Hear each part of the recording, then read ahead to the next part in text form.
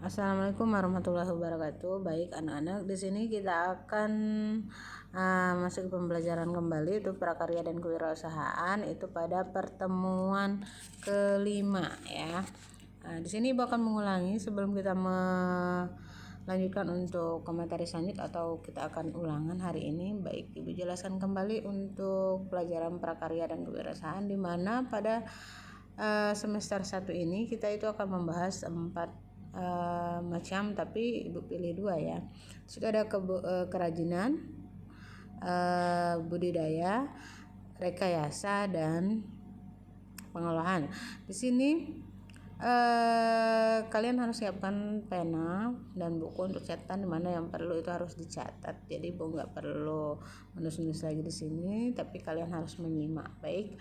Kita akan mulai itu prakarya dan kewirausahaan, dimana pada kalian pelajaran di SMP kemarin sama ya, pasti kalian sudah pernah mengikuti pelajaran prakarya dan kewirausahaan, tapi hanya berbeda antara pemahaman materinya saja.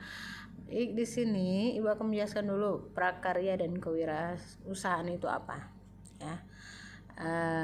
Di sini Ibu artikan 2 kata dulu satu-satu, prakarya dan kewirausahaan. Jadi prakarya dulu. Prakarya itu terbagi menjadi 2, yaitu pra dan karya ya. Pra dan karya. Ada prakarya itu dibagi menjadi 2, pra dan karya. Pra itu artinya adalah belum ya. Jadi belum, dan karya itu hasil karya. Jadi prakarya di situ hasil karya yang belum jadi ya, prakarya. Kalau karya aja itu sudah hasil jadi, tapi kalau ada pranya berarti dia belum menjadi hasil karya. Dan selanjutnya itu adalah kewirausahaan. Wirausahaan di situ di buku kalian sudah ada bahwa wira itu artinya pejuang ya, artinya pejuang dan sebagainya, dan usaha itu hasil karya. Usaha adalah usaha itu hasil karya yang kalian buat dengan memiliki usaha ya. Jadi prakarya dan kewirausahaan itu adalah memahami sebuah peluang dan mengelola peluang tersebut sehingga menjadi usaha yang menghasilkan laba atau nilai. Ibu ulangi, jadi prakarya dan kewirausahaan itu artinya memahami sebuah peluang dan mengelola peluang tersebut sehingga menjadi usaha yang menghasilkan laba atau nilai. Baik. Sudah itu kita memasuki selanjutnya ke materi ya. Jadi materi ini ada pertama itu wirausaha kerajinan dan inspirasi budaya non benda ya. Itu ada karakteristik, kita bahas perancangan, penghitungan biaya, pemasaran, dan evaluasi. Jadi di sini kita pertemuan sampai keempat itu sudah memasuki kepada karakteristik dan perencanaan A dan B. Baik, sebelum memasuki ke situ kita lihat dulu manfaat dari prakarya itu apa sih. Kita mempelajari ini ya. Manfaatnya itu untuk membuat menumbuhkan sikap yang kreatif dan inovatif. Kreatif itu apa? Kreatif itu adalah penumbuhan atau penemuan atau pembuatan ide atau gagasan yang baru ya. Jadi kalian itu kalau punya ide yang baru, ide yang memang gagasan yang belum sama sekali dibuat sama orang lain, itu kalian adalah orang yang sangat kreatif. Dan inovatif itu adalah usaha yang menghasilkan produk baru yang belum dihasilkan atau dibuat orang lain. Jadi inovatif itu beda ya. Jadi kalau lebih ke praktek, inovatif itu kalian mempunyai usaha yang menghasilkan produk yang baru, sedangkan kreatif itu hanya memberikan ide dan dihasilkan dengan karya yang inovatif. Itu kreatif ya, hasilnya mempunyai kreatif bisa juga untuk sebuah barang atau produk yang dibuat juga boleh kreatif.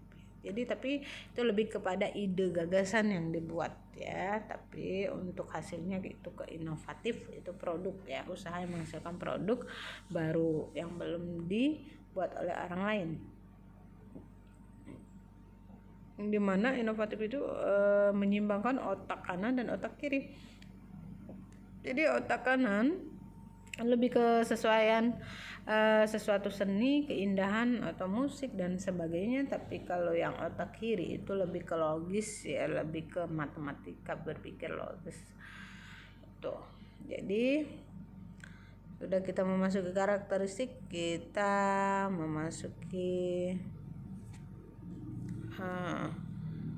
halaman selanjutnya, itu ke halaman 3.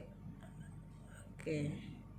Ke halaman 3 ini yaitu karakteristik kewirausahaan, yang dimana tadi sudah dijelaskan bahwa wira dan usaha yaitu wira pejuang atau pahlawan, manusia unggul, teladan, berbudi luhur, gagah berani dan berwatak agung, dan usaha itu perbuatan amal, bekerja, berbuat sesuatu. Jadi menurut kamus KBBI ya, bahasa Indonesia itu wirausaha adalah orang yang pandai atau berbakat mengenali produk baru, menentukan cara produk baru, menyusun kegiatan untuk mengadakan produk baru, mengatur permodalan operasinya serta memasarkannya. Terus selanjutnya sifat-sifat ya. Sifat-sifat di sini seorang wirausaha itu ada 5 ya. Percaya diri, berorientasi tugas dan hasil, berani mengambil risiko dan kepemimpinan, serta keorisinalan. Ada 6 ya, berorientasi ke masa depan. Jadi di sini kalian harus tahu bahwa sifat-sifat yang dikatakan seorang wirausaha itu apa ya. Jadi kita harus berwira, jadi harus percaya diri ya, harus berorientasi dari tugas ke hasil. Jadi tugas prosesnya itu harus menghasilkan. Dengan cara apa? Dengan cara peluang yang hanya diperoleh apabila ada inisiatif. Kalau kalian tidak ada inisiatif, tidak ada berpikir kreatif tadi ya, berpikir kritis atau bergairah dalam sebuah produk hasilnya nanti, itu artinya kalian sudah mempunyai tujuan dari pembuatan tersebut.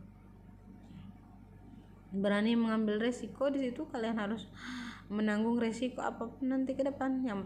Yang pasti kalian harus menuju ke berpikir positif dulu ya. Jadi hasil apapun nanti ke depan itu hanyalah ada pelajaran untuk kalian menjadi seorang wirausaha yang sukses. Terus kepemimpinan, bersifat kepemimpinan tahu ya, itu sebagai mampu untuk memotivasi orang lain untuk melakukan tugas tersebut dan berlaku adil, itu seorang pemimpin ya. Kalau kalian jadi seorang pemimpin, kalian harus adil. Dan terus keorisinal atau keaslian, orisinil ya.